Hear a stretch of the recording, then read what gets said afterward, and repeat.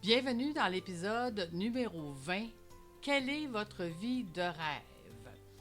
Ah, vous vous dites, ben voyons, encore une autre pelleteuse de nuages. Je vais vous prouver aujourd'hui que non. Écoutez, la semaine dernière, on a parlé de Angèle et de son hyper-croissance qui me disait « Lucie, il faut que j'engage, ça n'a pas de bon sens. » Et je lui réponds « Ben non. » Donc, si vous avez manqué cet épisode, allez voir pourquoi j'ai dit à Angèle de ne pas engager. Donc, dans ma question cette semaine, quand vous pensez à votre vie de rêve, qu'est-ce qui vous vient à l'esprit? Vous vous imaginez probablement rien faire, sur la plage, sur un voilier, que la vie serait belle, que vous pourriez prendre soin de vous, que vous auriez le temps de faire ce que vous aimez, donc de lire, de vous faire bronzer, peu importe. Quelle est pour vous la vie de rêve? Peut-être aller jouer au golf, peut-être faire plus de sport, de la piscine, peu importe. Donc, la vie de rêve pour vous, qu'est-ce que c'est? En fait, ce que je vous dirais, c'est que même si vous gagnez 50 millions à la loterie demain matin, fort probablement que après quelques mois, il vous manquerait quelque chose. En fait, l'être humain a besoin de s'accomplir. Il vous viendrait probablement 1001 idées. Qu'est-ce que je pourrais faire? Comment je pourrais le faire? Et pourquoi je me lèverais le matin? Et en fait, je vous dirais que la majorité du temps, quand on fait l'exercice, on trouve que notre pourquoi on se lève le matin, ben, on l'a souvent déjà. On est déjà en train de faire ce pourquoi on existe, pourquoi on se lève le matin, qu'est-ce qui nous motive à être dans notre entreprise et à vouloir aider les gens. Parce que je suis sûre que ce que vous faites, ça l'aide les gens. Parce que les gens vous achètent, les gens achètent vos produits, achètent vos services. Donc, ça veut dire que ça apporte un bien-être. Et d'apporter ce bien-être aux autres-là, c'est ce que l'humain recherche. Recherche de s'accomplir, recherche de vouloir être une différence dans l'univers. Donc, vous auriez 1001 idées, mais fort probablement que ces idées-là vous ramèneraient à ce que vous faites aujourd'hui. Et le pourquoi vous le faites depuis que vous le faites. Donc, la question que je vous pose, c'est que si on avait 50 millions demain matin et que vous feriez le même travail qu'aujourd'hui, donc qu'est-ce qui vous motive et votre zone de génie actuelle, probablement que vous le feriez autrement. Donc, définissons le autrement. Si vous travaillez 12 heures par jour, bien, fort probablement que vous diriez, bien, je ne veux plus travailler 12 heures par jour. Ah, ça serait une des premières choses. Donc, je vous pose la question, si c'est vous la personne la plus importante de votre entreprise actuellement, donc ça veut dire que vous êtes le génie de l'entreprise. Moi, là, si j'ai quelque chose, que ce soit une entreprise, que ce soit un immeuble, que ce soit, et que je sais qu'il y a quelque chose d'important à faire attention dans cette entreprise-là, je vais tout mettre en œuvre pour faire attention aux joyaux de l'entreprise. Donc, si c'est vous le joyau de l'entreprise, pourquoi vous ne faites pas attention à vous-même? Pourquoi vous acceptez de faire 12 heures par jour? Là, vous allez me dire, « Ouais, mais Lucie, c'est facile à dire, là, mais j'ai pas d'argent pour pouvoir déléguer. » Attendez une minute, là. Si votre zone de génie, ce que vous faites le mieux, qu'est-ce qui vous a amené à être où est-ce que vous êtes aujourd'hui, si vous le faites plus, cette zone de génie-là, est-ce que vous allez obtenir plus? Absolument. Donc, ça veut dire que si on regarde toutes les tâches que vous faites dans votre 12 heures et qu'on enlève certaines tâches, OK? Puis comment apprendre à déléguer en confiance, ça se fait. En fait, moi, je dis toujours, faites attention, hein, vous ne voulez pas de mini-moi. Parce qu'un mini-moi va partir avec votre recette, votre entreprise, vos clients vont s'installer à côté de chez vous, puis vous allez perdre votre entreprise. C'est pas comme ça qu'on délègue en confiance, mais ça sera un autre sujet. Donc, ça veut dire que si j'apprends à bien déléguer des tâches, mettons, on va dire juste 5 heures par semaine, et que 5 heures par semaine, vous faites plus de votre zone de génie, est-ce que votre entreprise va faire plus d'argent? Absolument. Est-ce que votre entreprise, premièrement, est-ce que vous allez travailler beaucoup plus en joie et en aisance? Absolument. Parce que vous faites ce que vous aimez, qui est votre zone de génie, qui a fait que vous êtes arrivé aujourd'hui où est-ce que vous êtes. Donc, je vous donne un exemple. Si vous êtes un bon vendeur, vendeuse, OK, dans votre entreprise, puis que quand vous parlez à des gens, bien, vous trouvez premièrement des solutions pour ces gens-là et vous trouvez des nouvelles façons de les aider et que c'est bon pour eux, c'est bon pour vous parce qu'on fait de la nouvelle business, parce qu'on a trouvé d'autres solutions pour les emmener encore plus loin. Donc, si votre zone de génie, c'est de parler à vos clients pour trouver de nouvelles solutions, puis de nouvelles choses, puis de les faire évoluer, de les faire avancer, que c'est win-win pour tout le monde, pourquoi vous voudriez engager quelqu'un qui va vous trouver des clients? Parce que ça, je l'ai vu à travers les 20 dernières années. Des gens que leur zone de génie, c'était de vendre, puis d'engager des équipes de vente qui ne faisaient pas le travail parce que la personne qui est dans sa zone de génie ne fait plus ce qu'elle doit faire. Elle essaye d'enseigner aux autres de le faire comme elle, ça ne fonctionne pas, au lieu de déléguer ce qu'elle est en train de faire actuellement, qui est probablement de l'administration, de la gestion d'employés, de la plein d'autres choses qui fait qu'elle ne fait plus sa zone de génie, puis l'entreprise ne va pas si bien que ça. Pourtant, elle dit, écoute, j'ai délégué pour être capable de moins travailler. Oui, mais ma réponse, c'est tu n'as pas délégué la bonne chose. Vous savez, quand on veut déléguer, je dis toujours, on ne délègue jamais la tâche au complet. Premièrement, une tâche, pour moi, tout est un projet. OK? Donc, exemple, pour moi, un nouveau client, c'est un projet. Donc, ça veut dire qu'à chaque fois que j'ai un nouveau client, il y a une fiche qui s'ouvre, puis dans cette fiche-là, il y a plusieurs choses à faire. Et dans ces choses-là qu'il y a à faire, il y en a plusieurs que c'est pas moi qui fais. Il y en a que ça va être mes adjoints, il y en a que ça va être mon chargé de projet, il y en a que ça va être ma compagnie qui va envoyer un cadeau. Il y en a donc, dans mon projet client, il y a des choses que moi, je garde, puis il y a des choses qui sont déléguées. Donc, ça veut dire qu'il n'y a personne qui a ma recette au complet. J'ai gardé 2 choses. Ce qui est dans ma zone de génie et ce qui a de plus d'impact dans mon entreprise. Si dans mon projet client, je délègue, exemple, la facturation, et qu'il y a une erreur dans la facturation, et qui me fait perdre des milliers de dollars parce qu'ils n'ont pas écrit le bon forfait au bon prix, la conséquence est beaucoup trop importante pour que je délègue ce point-là. Donc, ce point-là, je vais le garder, mais je vais déléguer tout le reste. S'il se trompe sur le cadeau à envoyer, puis que c'est pas la bonne adresse, puis que la boîte nous revient, on va remettre la bonne adresse, on va le renvoyer, c'est pas grave. Donc, je peux déléguer. S'il se trompe sur... on envoie, je sais pas moi, on l'inscrit, puis on n'inscrit pas la bonne adresse mettons, dans le drive qu'on a partagé. Est-ce que c'est grave? Est-ce que le client va m'aviser qu'il n'y a pas la bonne adresse? On va le corriger. Donc, on délègue ce qui a le moins d'impact dans notre entreprise. Et nous, on garde 2 choses. Notre zone de génie et ce qui a le plus d'impact dans notre entreprise, que je ne peux pas me permettre de faire par les autres parce que ça pourrait faire des pertes qui nous coûtent très cher.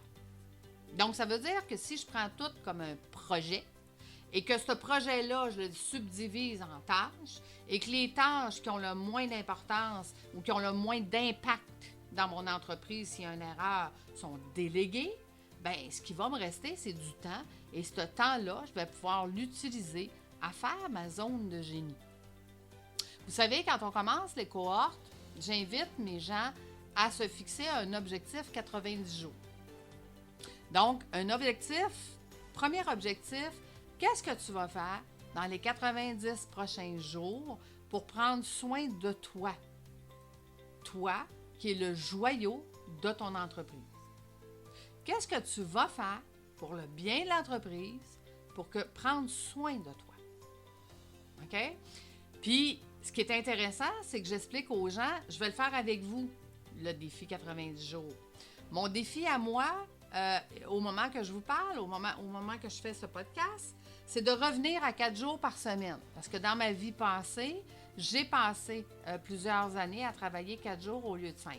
Et la beauté de la chose, c'est qu'une semaine, j'avais un congé le vendredi, puis l'autre semaine, j'avais un congé le lundi. Donc, ça me faisait une fin de semaine sur 2 de 4 jours. Ce qui est intéressant, c'est que le vendredi, souvent, je me retrouvais à faire la commande, les commissions et plein de choses. Puis le lundi, étant donné que tout le monde était parti travailler, bien, c'était une journée qui était pour moi. C'était une journée où j'avais le temps de lire, j'avais le temps de relaxer, j'avais le temps de penser à mon entreprise, j'avais le temps de me sortir la tête de l'eau, de regarder l'entreprise de haut et de dire maintenant quels sont mes prochains pas.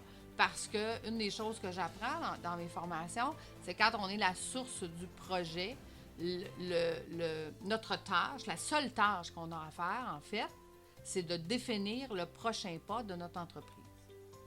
C'est quoi le prochain pas qui va faire que mon entreprise va avancer?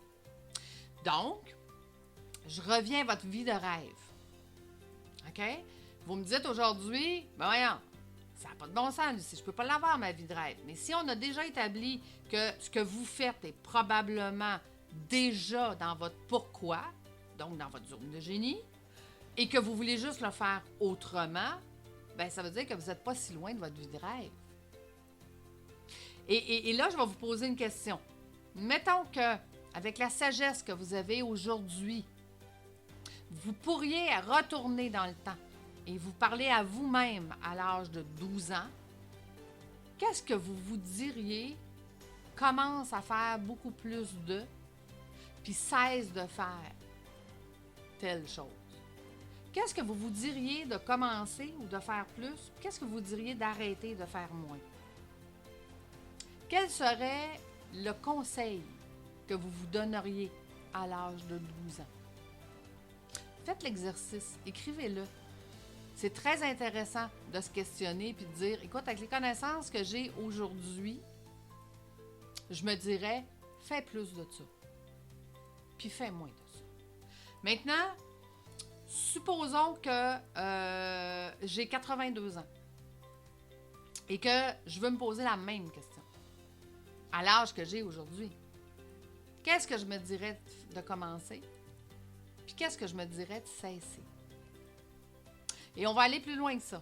Si vos parents, vos grands-parents ont dans ces âges-là, allez les voir et demandez-leur. Quel conseil tu me donnerais de commencer ou de faire plus? Et quel conseil tu me dirais de cesser ou de faire moins? Et demandez-leur pourquoi. Pourquoi tu me dis ça? Pourquoi tu me dis ça aujourd'hui? Puis, je vous dirais que si vous accompagnez quelqu'un en fin de vie, OK? Qu'est-ce que vous lui demanderiez, cette personne-là, de dire, dans la sagesse de ta fin de vie, que me dirais-tu de commencer ou de faire plus? Et que me dirais-tu de cesser ou de faire moins? Donc, si vous connaissez des gens qui sont dans ces âges-là, ou des gens qui sont en fin de vie, allez leur demander. Puis, ensuite, dans votre vie de rêve, dites-vous, et si je commençais tranquillement, pas vite, à faire plus? Et si je commençais tranquillement, pas vite, à faire moins? Vous savez, il y a un de mes coachs, il y a peut-être 17 ans, qui me disait, Lucie, les gens, quand ils pensent changer, hey, je veux changer mon alimentation, je veux commencer à faire du sport, ils disent, s'imagine que du jour au lendemain, tiens, on va manger que de la salade et on va être en meilleure santé. Mais il dit, en fait, c'est pas ça qu'il faut faire. En fait, c'est que si on change des petites choses à tous les jours, l'année prochaine, on va être 365 fois plus loin qu'aujourd'hui. Je vous l'ai répété, ça fait quelques fois que je vous le dis, celle-là. Mais vous savez, moi, j'ai adopté cette attitude-là il y a 17 ans et je suis restée aujourd'hui avec cette attitude-là en disant qu'est-ce que je peux changer aujourd'hui, à tous les jours, qui va faire que je vais pouvoir faire plus et qu'est-ce que je vais changer à tous les jours pour être capable de faire moins, de cesser de faire quelque chose moins. Et à chaque pas que je fais est toujours en direction de ces deux éléments. Toujours en direction de dire, si j'avais la sagesse et que j'avais 12 ans aujourd'hui, je me dirais, aujourd'hui, Lucie, commence à profiter de la vie maintenant. Aujourd'hui, à tous les jours. Pas dans le futur, pas plus tard, pas pour la retraite, pas quand je vais avoir fini d'élever les enfants, pas quand... Moi, c'est ce que je me dirais. Vis la vie aujourd'hui. Apprends à apprécier aujourd'hui.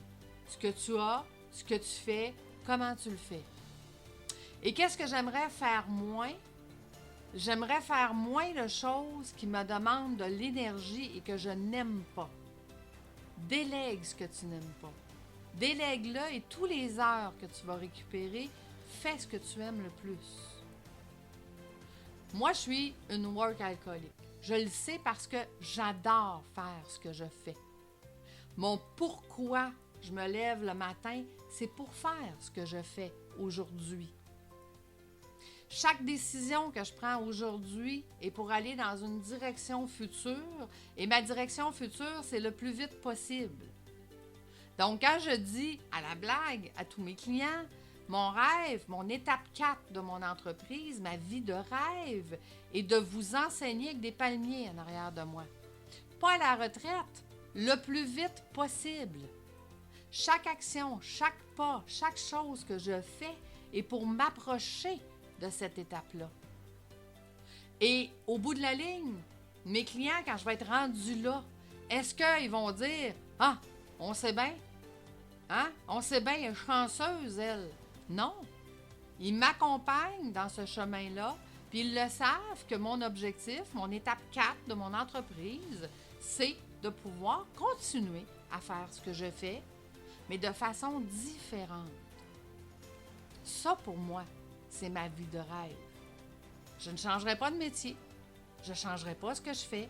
Je changerai le comment et le où je le fais, probablement. Mais je continuerai de faire exactement ce que je fais. Et que là, je me vous pose la question, vous, quelle est votre vie de rêve?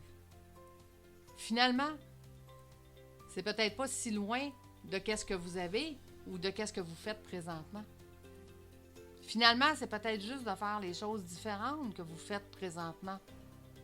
Et faut changer à chaque jour, à chaque semaine, un petit quelque chose, puis une façon de faire, puis une automatisation de plus, puis une formation de plus, puis un accompagnement de plus, puis un développement de plus. Vous savez, vous êtes à quelques jours, quelques semaines, quelques mois de votre vie de rêve. Moi, personnellement, présentement, je n'ai peut-être pas des palmiers pour être capable d'enseigner à mes clients. Mais quand il fait beau, puis que je m'installe dehors, puis que je regarde mon environnement que j'adore, extérieur de ma maison, que je regarde les arbres, que je regarde la rivière, que je regarde les animaux se promener, que je regarde mon chat qui se promène puis qui est heureuse d'être dehors, couché au soleil, j'apprécie ce moment-là, puis je me dis, j'ai une vie de rêve. J'ai déjà une vie de rêve. Je peux la faire autrement, je peux la faire dans le sud avec des palmiers, mais je peux apprécier le moment présent aujourd'hui aussi et de dire, bien, grâce à ma vision de qu'est-ce que je veux plus tard, avec la situation actuelle, je me suis adaptée, j'ai adapté mon environnement pour que ça soit une partie de ma vie de rêve. Donc, posez-vous la question, êtes-vous si loin de votre vie de rêve? Avez-vous tant de choses à changer? Moi, je ne suis pas certaine. Moi, je pense que vous avez quelques petites choses à changer et que si vous commencez tranquillement, pas vite à le faire, puis vous commencez à développer vos compétences et que vous commencez à vouloir visualiser votre vraie vie de rêve, ben, elle est là, demain, à la portée, tout près, sans que vous le sachiez. Donc, d'après vous, est-ce que je pèle des nuages? Pas du tout. Fait que quand je dis que j'emmène les gens là où tout est possible, ben le possible, il est juste à définir. Le possible, il est juste à comprendre, apprendre, puis à mettre les outils en place, puis mettre les bonnes choses pour être capable d'obtenir votre vie de rêve. Donc, petite introspection cette semaine, pensez à votre vie de rêve, qu'est-ce que ça serait? Écrivez, qu'est-ce que vous feriez de plus? Qu'est-ce que vous feriez de moins? Et tranquillement, pas vite, à tous les jours, commencez à faire voyager votre entreprise. Merci tout le monde. Je vous souhaite une excellente semaine et j'espère que cette semaine, ce que je vous ai apporté, c'est des pépites qui vous parlent puis qui vous fait réaliser que vous êtes à 2 doigts de votre vie de rêve. Bonne semaine tout le monde.